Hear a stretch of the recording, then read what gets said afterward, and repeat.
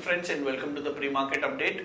Yesterday Dow scored its sixth record high or sixth consecutive high and managed to just barely close in the positive territory while the S&P edged lower on the back of decline in energy stocks after oil prices had corrected marginally. European indices were trading negative from 0.3% to 0.5%. Asian markets opened lower on Friday, tracking the European indices as well as the mixed cues from US. As Samsung Group shares were in focus in the Asian trade after following its arrest of its chief at Samsung Group. If we talk about the Indian markets yesterday, Indian markets continued to trend higher, posting a strong session yesterday. Nifty was up around 50 points and it was recovering, or it was in the positive zone from the start of go, and it continued to rise. Talking about the FIS data yesterday, FIS were sellers in the Indian markets to the tune of 216 odd crores, whereas domestic institutions were buyers in the Indian markets to the tune of 846 odd crores. If we talk about the SGX market is suggesting that we are likely to open 36 points higher on the back of at 8824 on the back of some positive news which have come in after the market, which we'll be discussing at the later part. So now I'll call upon my derivative experts to give you insight for the day. Good morning friends, we'll give analysis on derivatives. In yesterday's trading session, however, we have seen a significant amount downfall in day before yesterday's trading session, but yesterday's trading session was some kind of a relief rally where Nifty showed some kind of a positive momentum in the initial part of the day, and thereon it was not looking back. Market continued to inch higher, making new intraday high, and eventually did manage to close with a gain of around 0.5%, settling at 87.60. On the open interest terms, we did show some kind of an unwinding, and that was much expected if the market has to go up, because in day before yesterday's trading session we did saw some kind of a short getting added into the Nifty, however yesterday's trading session was some kind of a relief rally and some kind of a bounce back, where it was a trap for the bears or the bulls that we can see in the following trading sessions, but it was in yesterday's trading session it was a complete trap for the bears, and due to which we have seen some kind of a short covering. In Nifty we saw a reduction of around 1 odd lakh shares in open interest, and cost of carry however decreased from 10% to 6%. Well, we consider majority of the unwinding which was seen in yesterday's trade was due to short covering. Put call ratio however decreased from 1.11 to 1.05, and volatility index was have also ranged lower from 14.21. It decreased to 13.73 levels, which was a fall of around 3.5%.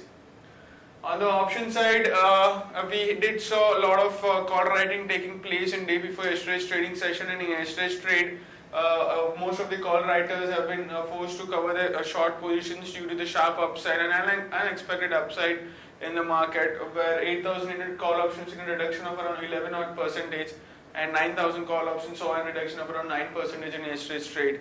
While in put option, we did saw an unwinding in 8,800 put option also of 7%, while not much of addition was seen. 8,700 put option saw the highest addition of around 11% in yesterday's trade. So all in all, in today's trading session also, we are being about to open above the VWAP of 8794 and also above 8,800 as SGX Nifty has been pointing. Hence 8,800, the activity of 8,800 call and put would be again in focus, since it is the most active strikes in the last few trading sessions. And now if 8,800 put option continues to see an addition into it, then we might see Nifty showing some kind of support around 8,800 and can see further upside in the market. There are 7 securities in the ban period for today's trade, that is HDIL, Indiabulls Real Estate, IFCI, Jet Airways, Jindal Steel, TV18 Broadcast and Union Bank. On the FIS terms and index futures, they were net buyers by 103 odd crores. They were net buyers in almost all the segments in yesterday's trade. In index futures, they were net buyers by 103 crores. Index options, net buyers by 641 odd crores, while stock futures net buyers by 57 crores and stock options net buyers by 101 odd crores. On the market level of IDs, we have stands at 8794 with a lower range at 8,700 and higher range at 8794. If we see Nifty opening up, since Nifty has been opening up above VWAP, and if it's able to sustain above it for the first half an hour or 1 hour of trading sessions, then expect Nifty to see more upside in the market in today's trading session also. SGX Nifty is trading at 38 points upside, and it's quoting at 8826, indicating some kind of a positive to gap up opening can be expected in the morning trade. That's it from derivatives. Thank you. Now let's look at some of the trading ideas and news flow for the day. First is RBI has lifted restrictions for FI buying limit in HDFC Bank, triggering a major positive move in the market, which is also trickling down to SGX market, which is suggesting that we are likely to open 36 points higher. So first long idea is HDFC Bank. On the back of this positive news, stop loss should be kept at 1310, whereas targets could be kept at 1360 and 1380 for HDFC Bank. The next long idea is Lloyd Electric.